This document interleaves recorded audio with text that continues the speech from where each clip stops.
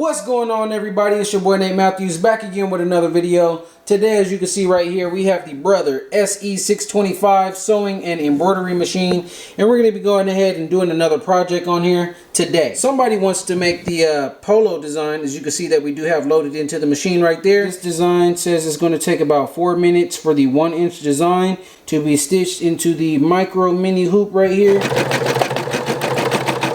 The second design is finished embroidering. We're going to go ahead and take it out the hoop now and look at them side by side. They look like they stitched out the exact same way to me.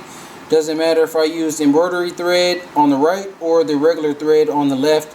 They're just different colors of thread, but the sew out and everything looks exactly the same.